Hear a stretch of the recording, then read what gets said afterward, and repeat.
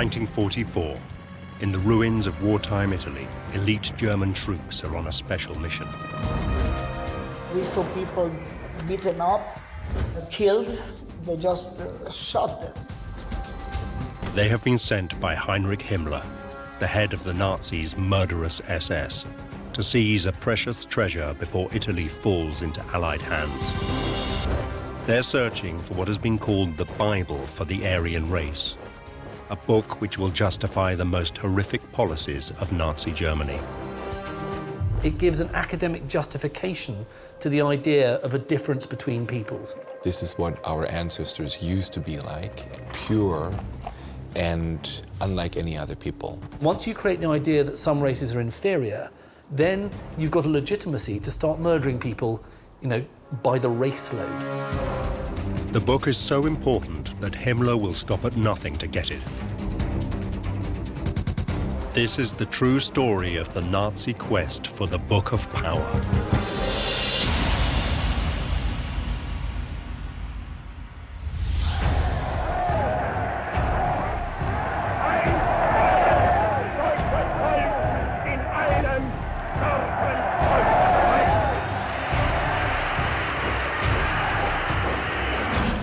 In January 1933, Adolf Hitler took office as the Chancellor of Germany.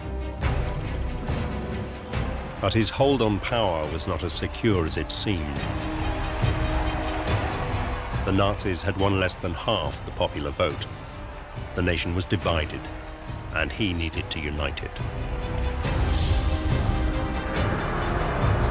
You've got, in the middle of the 20th century, a country that only really exists as a concept because it was, until just a few years before, in real terms, just a collection of very, very small states. How do you unite these people? Well, the way to unite them is to create a mythology.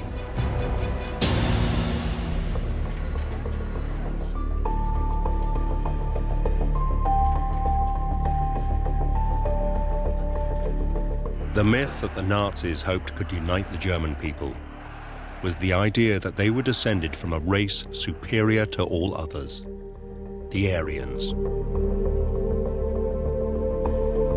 The Nazis claimed that the Aryans had originated from Atlantis, the mythical city first described by Plato as the birthplace of all civilization.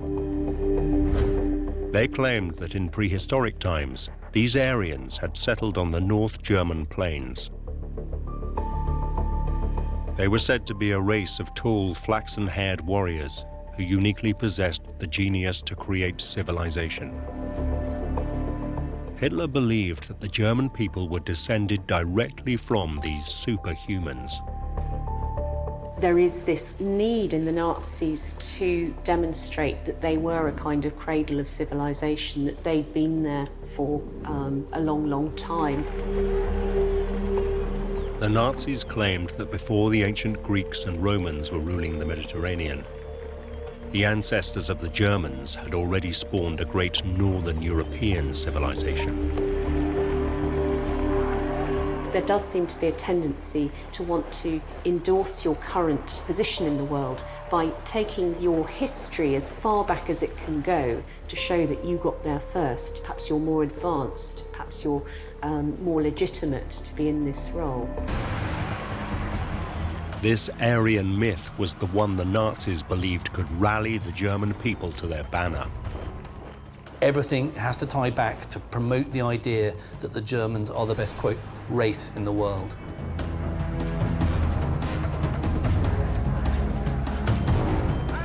But the fly in the ointment was that there was no proof that this master race had ever existed.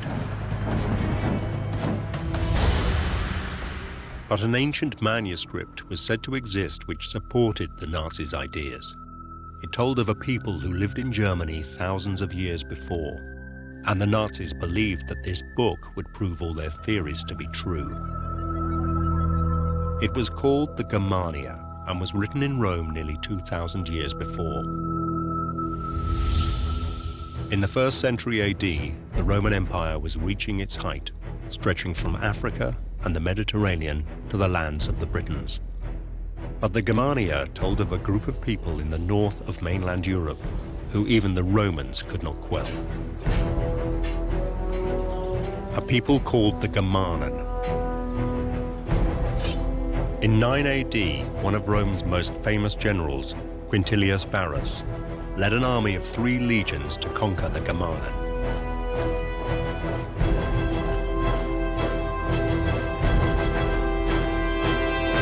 Under their fierce warrior king, Hermann, the Germanen tribes came face to face with the Romans in the Teutoburg forests.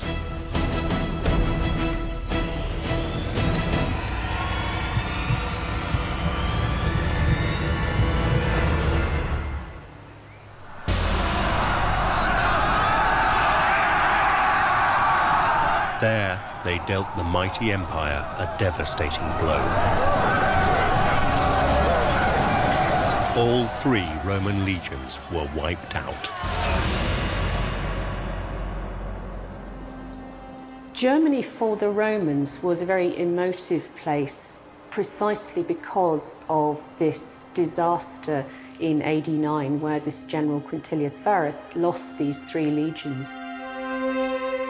So great was the disaster, the Roman Emperor Augustus conceded that the Germanen were just too ferocious to be quelled. Augustus decided that Germany should not be pushed further as a conquest. And that was a very powerful message to send out to subsequent emperors. It's daunting, it's forbidding.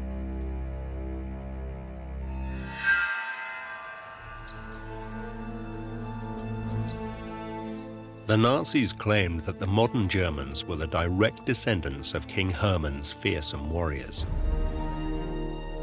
They also believed that the book, the Germania, held written proof of the superiority of their ancestors. The fabled Germania was written not by a German, but by the Roman senator and orator Cornelius Tacitus around the year 98 AD. He was one of the most accomplished speakers of his generation, and he had an exemplary political career. He even became a consul and became what many people believe is the greatest Roman historian. Tacitus wrote at the time of the most decadent period in Roman history. His works describe every sordid detail of the reigns of Rome's leaders, the Emperor Tiberius, Claudius, and Nero. But for the Germanen, Tacitus was apparently full of praise. He says that no other nation, no other group of people had troubled the Romans so much as the Germans with their strong sense of liberty. In the book, the Germania, Tacitus describes in admiring detail the culture of the Germanen tribes, the gods they worship, how they select their kings, what weapons they use in battle, and their custom of fiercely training their youth as warriors. Their characteristics are very much, I think, put on a pedestal as qualities that Romans actually admire. For example, their chastity and their simplicity in terms of not being interested in money, in profit, and that sort of thing. No one in Germany laughs at vice, nor do they call it the fashion to corrupt and to be corrupted. They choose their kings by birth, their generals by merit. No nation indulges more profusely in entertainments and hospitality. Tacitus's descriptions appeared to match the image of their ancestors that the Nazis were keen to promote to the German people. You're presented with idealized native types who have a certain kind of purity about them and go about things in a very different way from Romans.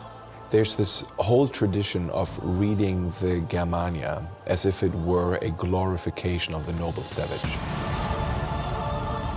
More than that, Tacitus describes the physical characteristics of these mighty Germans. He wrote about how they had fierce blue eyes, blonde hair, and huge frames. In short, they were perfect Aryans. For the Nazis, the Germania was proof that the German people were descended from a mighty race superior to all others, and provided a direct link to their Aryan origins. And the words of Tacitus would resonate with one German in particular. Experience the past like never before with History Hit's award-winning original documentaries and ad-free podcasts with our expert historians like Dan Snow, Susanna Lipscomb, Lucy Worsley, Mary Beard, Tristan Hughes, and myself, Matt Lewis. Sign up for an exclusive discount using the link in the description and embark on your historical journey from the wonders of ancient Egypt and the life of Anne Boleyn to the rise of Napoleon Bonaparte and the discovery of Shackleton's endurance. Get history wherever, whenever, exclusively on History Hit.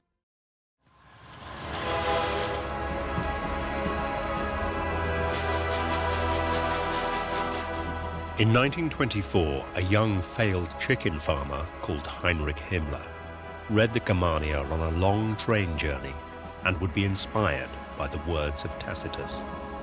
There he found, written by a Roman historian 2,000 years before, many of the things that he already believed in, so he basically found them confirmed.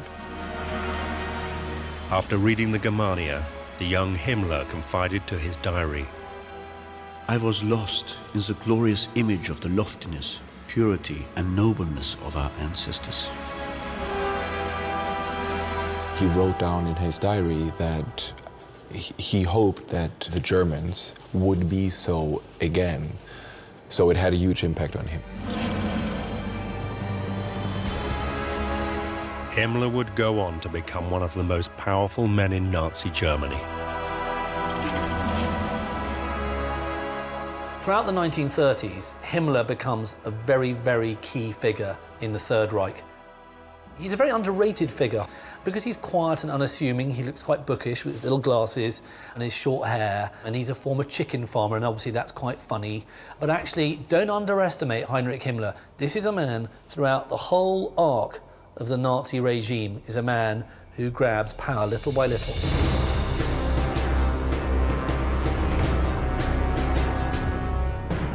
Himmler rose to be head of the SS, a fearsome paramilitary organization which controlled much of the Nazi state. And Himmler would shape his SS in the image of the warrior race described in the Germania. One could in many ways say that what he promised himself in his diary in 1924, he would then try to live up to as the leader of the SS.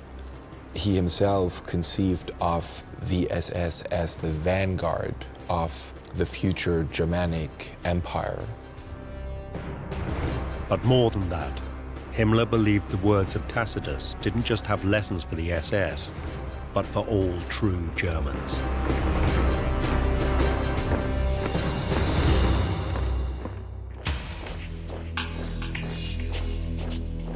The Germania by Tacitus is referred to as a Bible that every thinking German should possess, because people should aspire to be as morally elevated, straightforward, honorable, direct, and brave as their Germanic ancestors allegedly had been. Himmler wanted the Nazi state to be a reflection of the ancient German society described by Tacitus. Just as in the Germania, children were taught to swear loyalty to their leader, in this case, Adolf Hitler. The chief fights for victory. His vassals fight for their chief. Students were taught to be like their warrior forefathers, even wrestling and exercising with weapons. Naked youths dance amid swords and lances that threaten their lives. Experience gives them skill, and skill again gives grace. The Honor Cross was awarded to women who bore many children, as this was something much admired in Germanic society. The offspring reproduced the strength of the parents. And in the policy of Lebensraum, German people were told that the lands of neighboring countries, which had once been the home of ancient Germanic tribes, were rightfully theirs. But beyond even that, Himmler would use Tacitus to justify the most evil of all Nazi policies.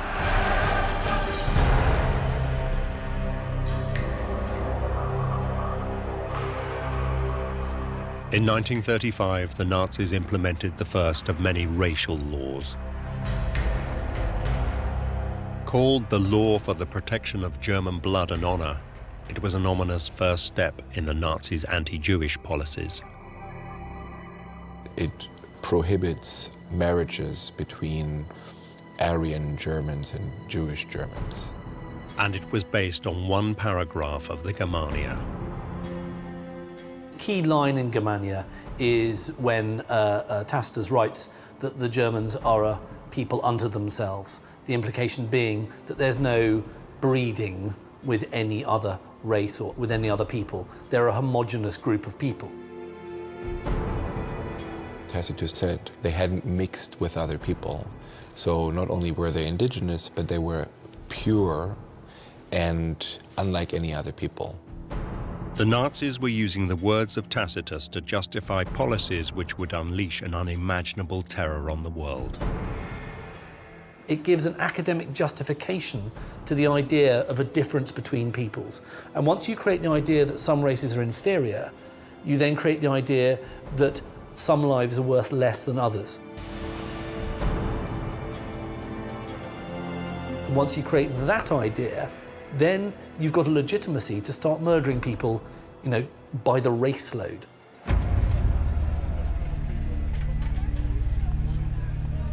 In other words, there is a direct link between their interpretation of the Germania and the Nazi death camps. Because of their understanding of Tacitus, over 11 million people would be murdered in the Nazi genocide.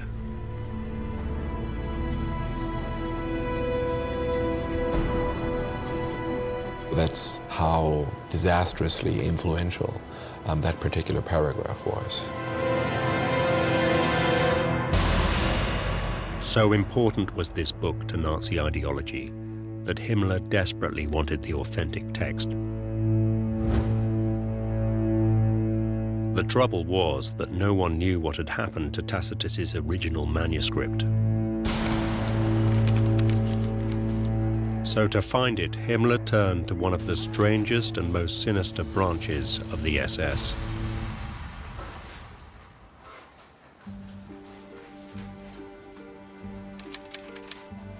It was known as the Ahnenerbe and had been created by Himmler in 1935. Unlike the Germanic warriors who made up the rest of the SS, the Ahnenerbe was an institution made up of academics. If you want the classic example of how the Nazis manipulated intellectualism and academic behavior, you can go no further than look at the Ahnenerbe. This was an institution set up ultimately by Himmler to research, quote-unquote, German ancestry. And it was to look at how you could construct a mythology of Aryanism and Germanic culture. The Ahnenerbe were charged with rewriting history to help Himmler to prove that the Aryan Germanic people were superior to all other races. The Studienstiftung Ahnenerbe. There were genuine intellectuals and researchers and scientists working side by side with real cranks. And there were around 100 academics of various different sorts working there. You had a support staff of about the same size. So you've got about 200 people. And the Ahnenerbe can't just be seen as a kind of harmless bunch of corrupted academics who were just sucking up to the Nazis. Because what they were proving was helping to create a worldview that was in essence evil.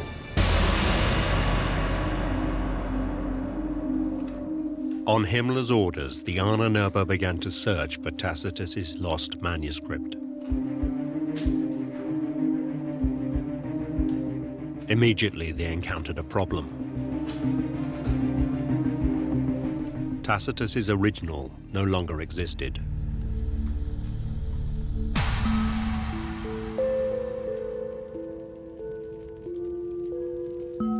In the collapse of the Roman Empire and the ensuing centuries of the Dark Ages, many precious documents were lost. But a glimmer of hope remained. The Ahnenerbe discovered that the manuscript had escaped the fires of Rome. And at some point in history, a single perfect copy of the original text had been made. But this too was missing. Well, the survival of classical texts is often a very, very random and hazardous business. The fact that we can read the Germania today dates back to the fact that there was this one manuscript which was copied. It was said that a traveling Italian scholar had made this beautiful word-for-word copy of the Germania in a monastery in southern Germany in the mid-15th century. This copy of the Germania became known as the Ahnenerbe codex. And that's the copy that Heinrich Himmler was trying to get his hands on. Because it's as close as you can get to the written account of the Germanic past.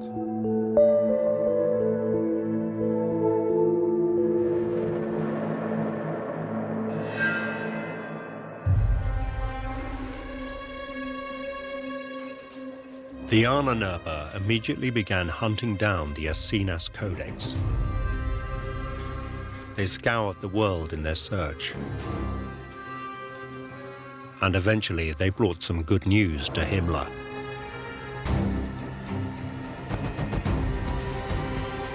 In 1936, they reported that the book he so desperately wanted had been found.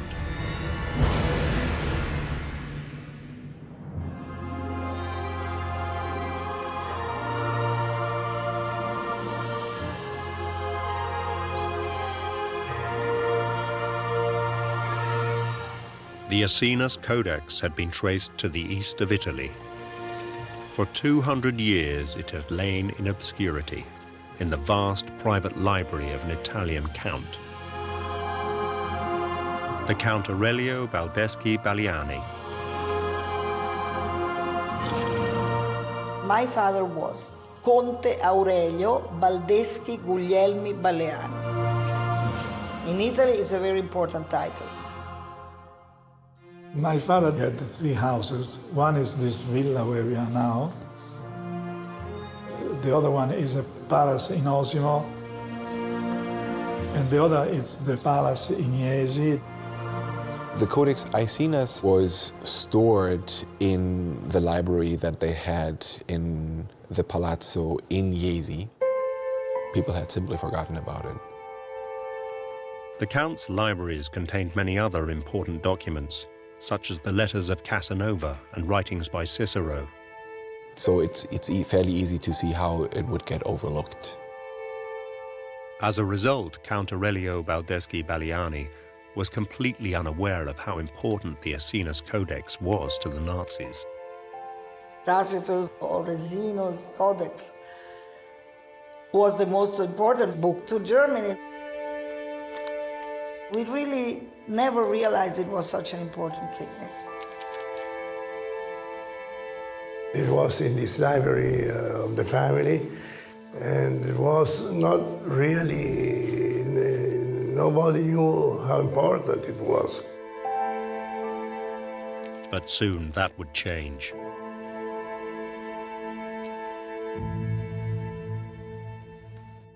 Prima di tutto l'agricoltura,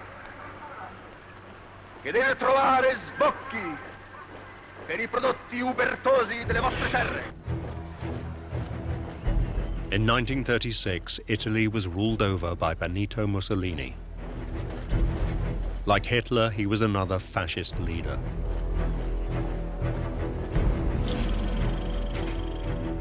This brutal, populist politician had seized control of Italy in a coup d'etat in 1922 and declared himself Il Duce, the leader. And since coming to power, Hitler, the German Führer, had been carefully courting his Italian counterpart. Now, on Himmler's request, Hitler petitioned the Italian dictator to obtain the manuscript and present it to the Nazi state. It seemed that Mussolini was more than happy to oblige. Mussolini thought, well, if Hitler wants this book very badly, it's a good idea to give it to him, to try and take it from the family. Himmler was convinced that it was only a matter of time before he would have it in his grasp.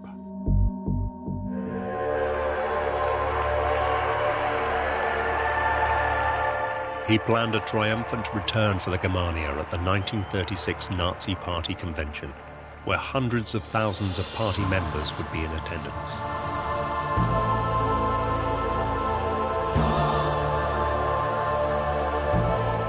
An enormous Germanic room was built with huge panels featuring quotes from Tacitus, and above the door was a quotation from Hitler himself. German youth shall know, manly loyalty was the virtue of the old Germanen. The new state is erected upon that virtue.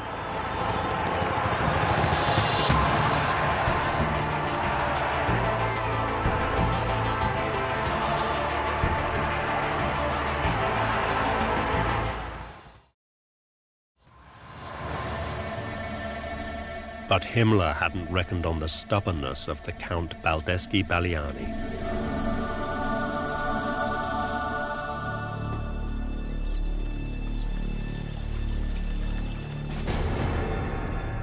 An emissary from Mussolini's government was sent to meet the Count at his villa to request him to give up the Ahnenerbe codex. But the Count Aurelio Baldeschi-Balliani was not used to being bossed around. Mussolini wanted to give it to Hitler as a present, but my father actually didn't like fascism. He didn't like Mussolini. The Count thought Mussolini was ridiculous, and he had no time for the pompous upstart's demands. So he refused to hand over the book. He didn't want to make Mussolini too happy. He didn't want to make Hitler happy.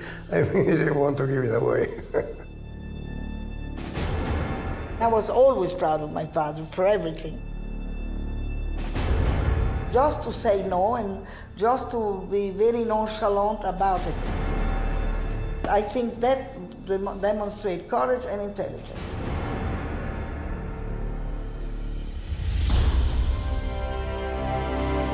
Himmler was infuriated by Mussolini's failure. To make matters worse, his best hope of getting the book, Hitler, was losing interest in Himmler's obsessions.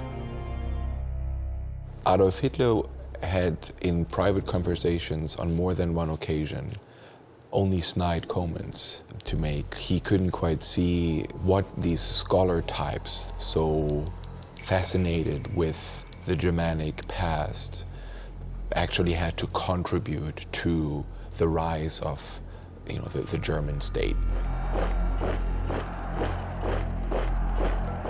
Himmler liked surrounding himself with all this mythology, whereas Hitler thought this was going all a little bit too far. He saw it as being unnecessary. To him, it was about politics and power.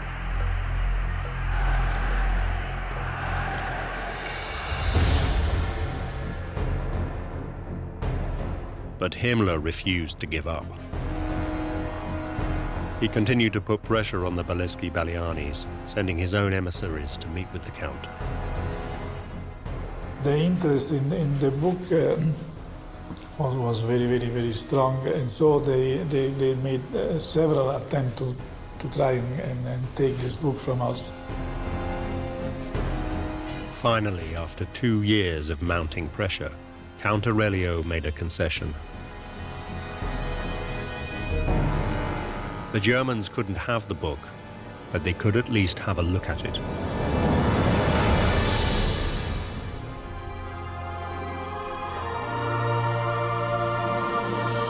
Just before the outbreak of the war, the Count packed up the book and sent it to Rome, where it would be photographed for Himmler.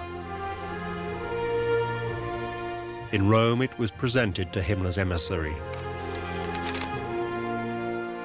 A member of Ahnenerbe, Rudolf Till, was given access to the Codex Aesinas in Italy, and he was able to produce a set of photographs. The Ahnenerbe used these photographs to produce a Nazi edition of the Aesinas Codex.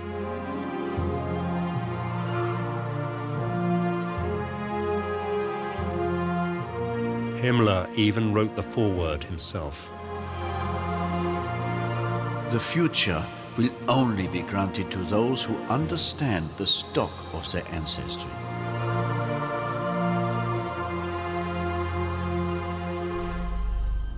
But for Himmler, even this was not enough. All he had was a facsimile. He was determined to possess the original. And one day, he would have the chance to take it. In 1939, Hitler plunged the world into war. Under Mussolini, Italy was Germany's most important ally. The two dictators eventually found themselves fighting both the Western powers and Russia.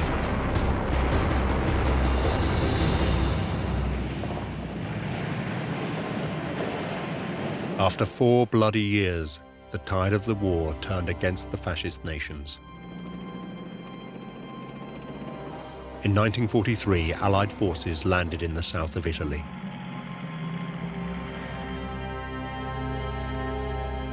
Benito Mussolini was overthrown by an Italian revolt, and Italy switched its allegiance to the Allies.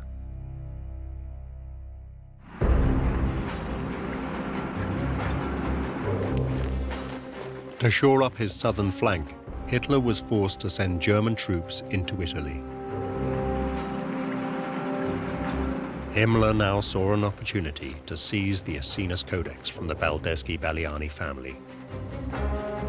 So with the German advance, Himmler now sent an entire unit of his own SS troops to the region, with the express purpose of tracking the book down.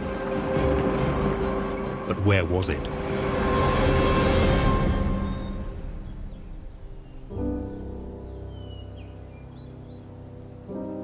The Baldeschi-Ballianis had 3 properties: 2 town palazzi and a country villa. The book could be in any one of them, or none of them. First, Himmler's soldiers were sent to the Balliani's main residence, his villa outside the town of Jesi.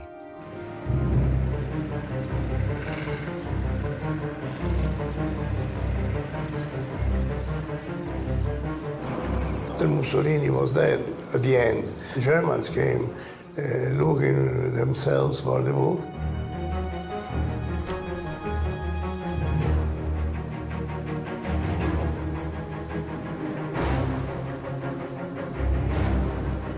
But they found the villa empty.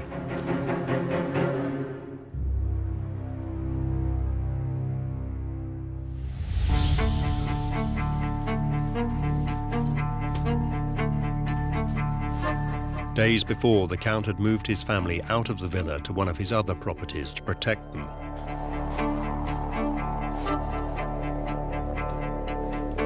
But Himmler's troops did discover one thing. The Count's servants had taken everything of value from the villa to another of his properties, his palazzo in the town of Jesi, only a few miles away. The Count's treasures had been smuggled out in agricultural carts, hidden from the Germans beneath piles of farm produce. There were many cars that were going at that time in the center of the town of Jesi, so lots of things were hidden under the wheat and under the grapes. Could it be that the Aesinas Codex was among the valuables?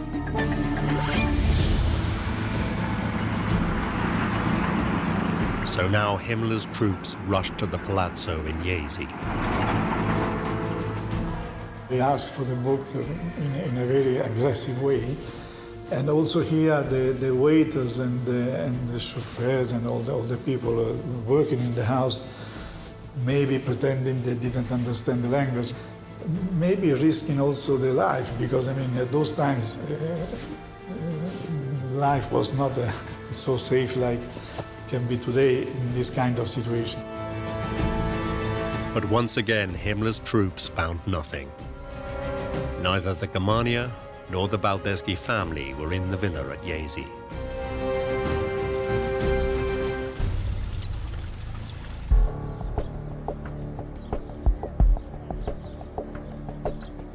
Himmler's SS now turned their attentions to the third of the Count's properties, another palazzo 30 kilometers away in the town of Osimo. My family, they all moved to Osimo. They moved there because they were thinking that it was more safe.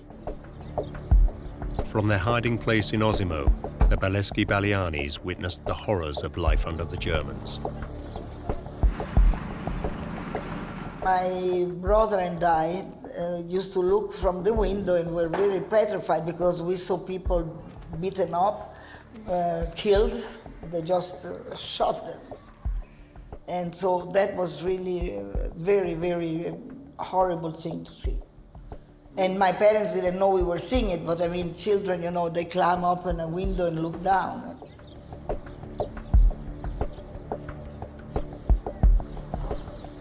Eventually, Himmler's soldiers arrived at the palazzo itself. It was all locked, the house. They knocked at the door. They were knocking at the door. I remember this very vividly, and I remember how scared we were that they could break down the door and take my father and kill him. As the Germans searched the palazzo, the family hid in the cellars below. I was 10 years old. My brother, one was 9, the other was even less. It was a terrible experience. We spent 18 days down in the cellars without ever coming up. Himmler's soldiers scoured the house. But they never found the cellar door, and the Baldeschi-Baliani family remained safe. So did the book.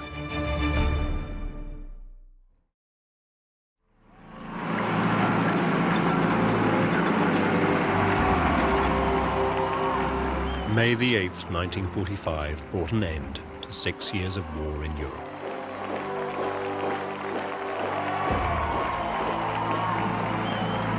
The Nazi dream of a 1,000-year Reich based on the foundations of an ancient Germanic culture had come to nothing.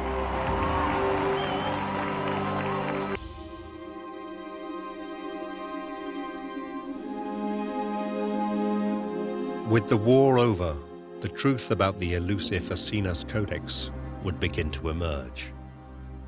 Did this book really justify the Nazis' murderous policies? And anyway, where was it?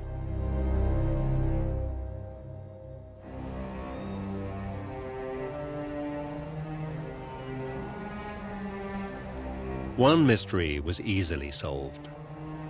The book had never moved from the first place that Himmler's troops had gone searching for it. The Baldeschi-Baliani's villa outside Jesi had a secret room. This room has a false window. From the outside you see it, but in fact it's not a window that you can open. The room with the false window had a hidden door, concealed by a wardrobe. The door that was already a safety door by itself was also protected by furniture. So that you can even see the door. Behind the wardrobe and the hidden door sat a simple chest. Inside this room there is this cassaforte, we say in Italian. Usually you keep laundry inside. Concealed inside a pile of laundry lay the thing that had so obsessed Himmler. Tacitus's Germania.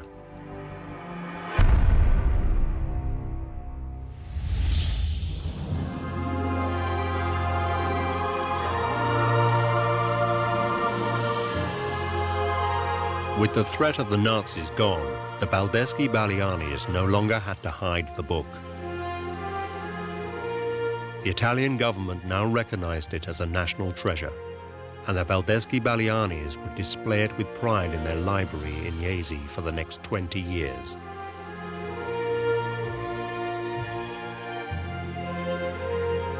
Every year, the Italian government sent some inspectors to see if the book was still with us, if it was well kept.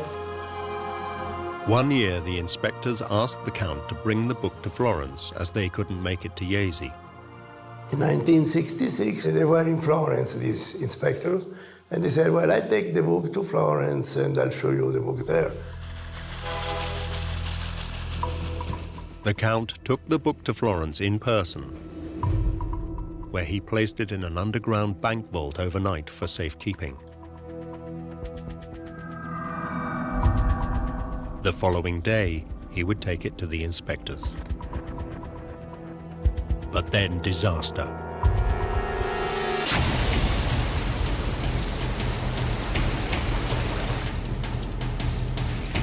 That was the night of the flood in Florence. November the 4th, 1966, saw the worst flooding in Florence's history. And water found what Himmler never could.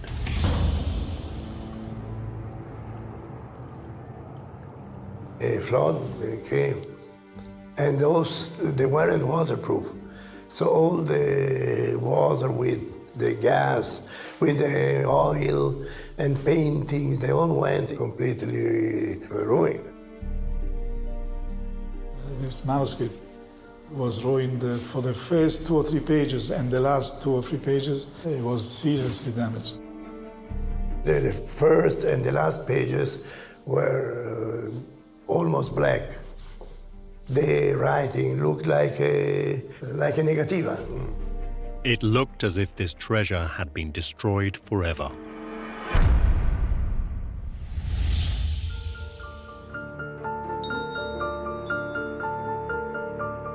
Months of costly and painstaking restoration followed,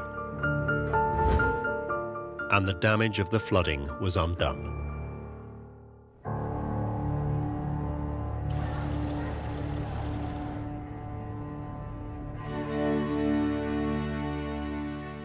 Today, the Ahnenerbe Codex sits in the Biblioteca Nazionale in Rome. After nearly 200 years of holding the book, the Baldeschi Baliani family had decided that the Ahnenerbe Codex should be available for all to see. Little by little, we decided that this book was better if it was kept in a public place. And so then we gave it to the state, and it went to Rome, to the National Library in Rome.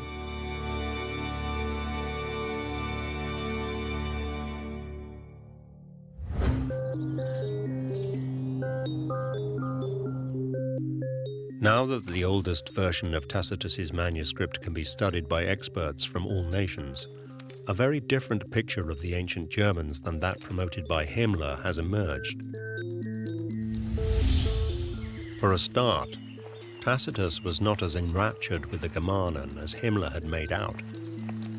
Tacitus attributes several clearly negative characteristics to the Germanic tribes.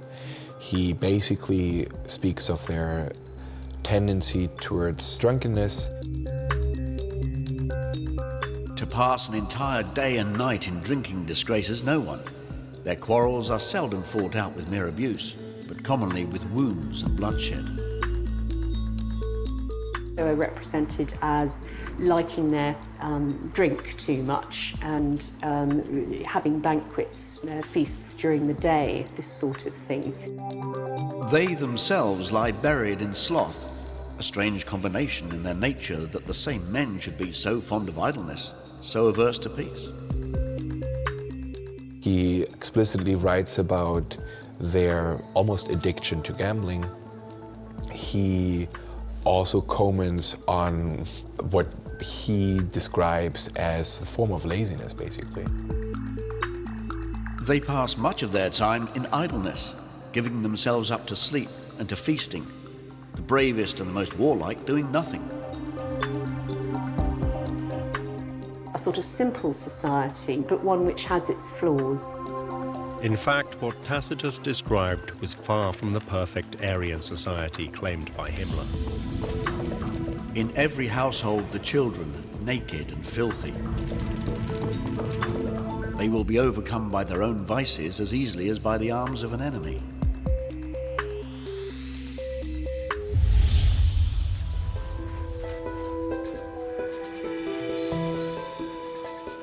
It has become increasingly clear that the Ahnenerbe had only taken from Tacitus what they could use to support Himmler's theories of Germany's noble Aryan ancestors. They blatantly misinterpreted, misread, and misquoted particular passages that didn't really fit their particular ideological view to make it fit their ideological view. They've been highly selective. They've taken little bits of it, primarily around chapter 4, where he's talking about their racial purity, their blue eyes, their blonde hair, that sort of thing. And they've taken this work and very much, I think, made it what they want it to be.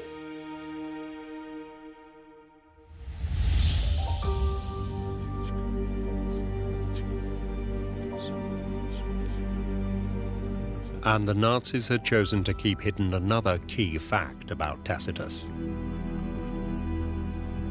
He had almost certainly never even seen any of the Germanen he was writing about, and had no real evidence for his statements about them. Some of his descriptions were plainly made up. By the end of the monograph, you have this fantasy, bizarre sort of image of people with human faces but the bodies of animals. So it begins to enter the world of the fantastic. So you have to be wary of that when you're reading these texts.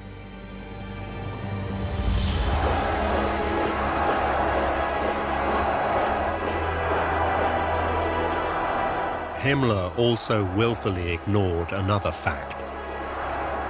Modern-day Germans could not be the direct descendants of the Germanen.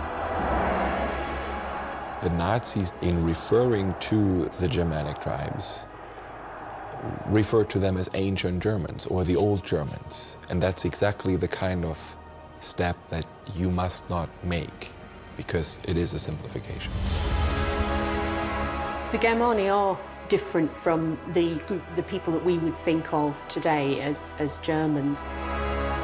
That's just the name that came to be used for the whole group of people. They misidentified the German ancestors with the Germanic tribes that Tacitus describes, so you simply can't say that the Germanic tribes were the German ancestors. The truth was that Hitler's Germans were descendants of many different peoples, not a single ancient tribe. There was no German nation, and the whole tribal situation changed dramatically several times over the following centuries. So you can simply say, those are our ancestors.